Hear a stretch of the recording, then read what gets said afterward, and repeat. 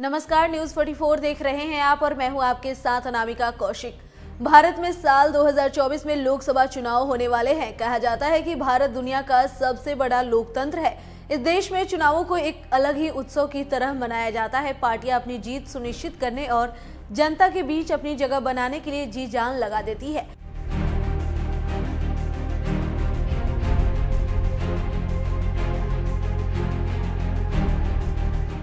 ऐसे में सबसे बड़ा सवाल उठता है कि आखिर दुनिया का सबसे बड़ा लोकतांत्रिक देश कहलाने वाले भारत का लोकतंत्र कितना सफल है। तो आइए आज की इस रिपोर्ट में जानते हैं कि दुनिया के सबसे सफल लोकतांत्रिक देश कहलाए जाने वाले देशों में से एक भारत की आम जनता की सहूलियत को लेकर सिस्टम कितना सफल है। दरअसल साल 1947 में अंग्रेजों से आजादी मिलने के बाद भारत को एक लोकतांत्रिक राष्ट्र घोषित किया गया था। आज देश को आजाद हुए 75 साल से भी ज्यादा का समय हो चुका है। इन सालों में विधानसभा से लेकर लोकसभा तक हजारों बार चुनाव कराए जा चुके हैं।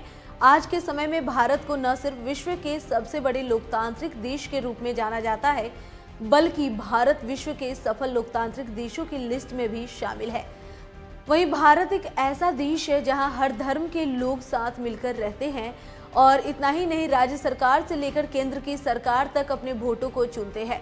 हालांकि इन देश का लोकतंत्र कितना सफल है, इसके जवाब में पिछले कुछ सालों में अलग अलग इंटरनेशनल रिपोर्ट्स है जो कि भारत की तस्वीर पेश की है। वो काफी चौंकाने और परेशान करने वाली है। तो आइए जानते हैं कि क्या कुछ रिपोर्ट है। फिर से ये लाइन रिपीट करें। इकोनॉमिस्ट इंटेलिजेंस यूनिट यानी कि EIU ने साल 2022 में भारत के लोकतंत्र को लेकर जो रिपोर्ट जारी की थी, उसके मुताबिक साल 2014 के बाद से ही लगातार भारत के डेमोक्रेसी इंडेक्स में गिरावट दर्ज की गई है। साल 2014 में जहां भारत की रैंकिंग 27 थी, तो वहीं साल 2022 की रिपोर्ट के मुताबिक भारत का लोकतंत्र 46वें पायदान पर है, जो साउथ अफ्रीका से भी 2 पायदान नीचे है। ऐसे में अब सवाल आता है कि अन्य देशों की तुलना में कहां है भारत। बता दें कि Bharat tax GDP ratio, public expenditure GDP ratio जैसे कई सारे मापदंडों पर अन्य देशों की तुलना में बेहद ही पीछे है। इतना ही नहीं, भारत का कल्याणकारी योजनाओं के भुगतान और न्यायिक व्यवस्था के मामले में भी काफी बुरा हाल है। भारत में कुल रोजगार में सार्वजनिक क्षेत्र की हिस्सेदारी 5.7% है, जो कि इंडोनेशिया और चीन के मुकाबले सिर्फ आधी है और यूनाइटेड किंगडम की तुलना में लगभग 1/3 है।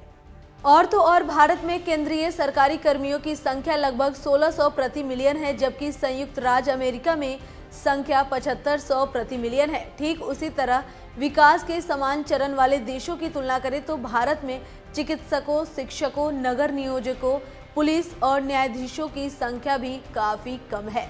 इसके अलावा हर साल लोकतंत्र को लेकर एक रिपोर्ट जारी की जाती है। साल 2022 में इस रिपोर्ट को जारी किया गया था और इस रिपोर्ट के अनुसार भारत डेमोक्रेसी के मामले में 93वें पायदान पर है, जिस वजह से पिछले 10 सालों में ये काफी तेज गिरावट है। तो अभी के लिए केवल इतना ही। देश और दुनिया की ऐसी तमाम जानकारी और खबरों के लिए बने रहिए हमारे साथ न्यूज 44 पर। नमस्कार।